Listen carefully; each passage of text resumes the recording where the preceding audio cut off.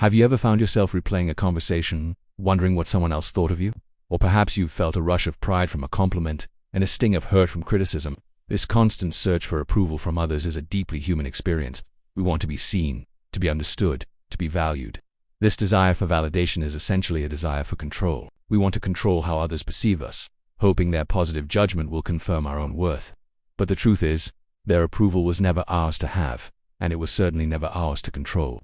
The ancient Stoic philosopher Epictetus had a powerful insight into this. He taught that if you constantly seek the approval of others, you're essentially handing over your freedom. You'll become a slave to their opinions. Think about it. When someone praises you, you feel elated, you rise.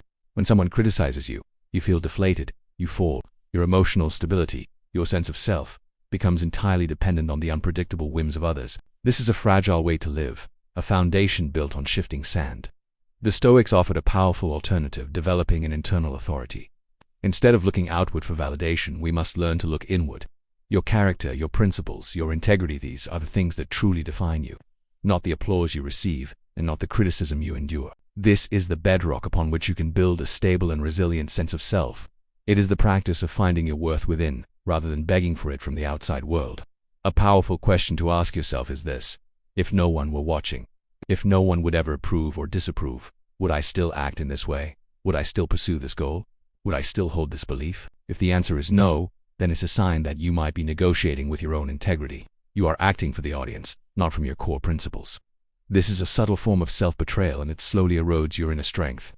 Consider one of the most famous Stoics, the Roman Emperor Marcus Aurelius. He wrote his famous meditations not for publication, not for fame, and certainly not for applause. He wrote them for himself, as a private practice of self-reflection and self-discipline. It was his way of reinforcing his principles, of reminding himself how to live a virtuous life, regardless of the pressures and opinions of the court. His writings were an exercise in building that internal authority, a testament to the power of self-validation. When you anchor your identity to your own virtues, to qualities like honesty, courage, justice, and wisdom, the need for external approval begins to fade. It doesn't mean you become immune to the words of others. You might still prefer praise over criticism. That's only natural. But the crucial difference is that you no longer require it.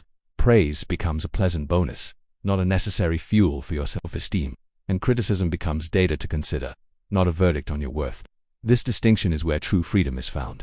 The freedom from the emotional roller coaster of seeking validation. The freedom to act authentically aligned with your own values, without constantly looking over your shoulder for approval. Remember, external approval is temporary. A reputation can be built up in years and destroyed in moments. Opinions change like the weather, but your character, that is the one thing that is truly yours to build, to cultivate, and to keep. So, the path forward is to consciously release the need to be seen and validated by others. Shift your focus from performance to presence.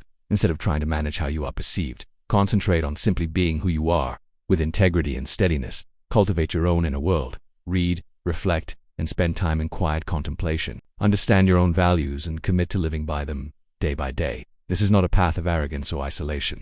It is a path of self-respect and profound inner peace. It is a journey from seeking validation to embodying virtue.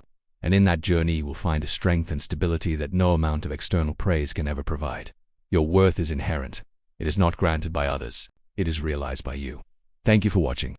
If this resonated with you, consider subscribing for more reflections on building a steady and meaningful life.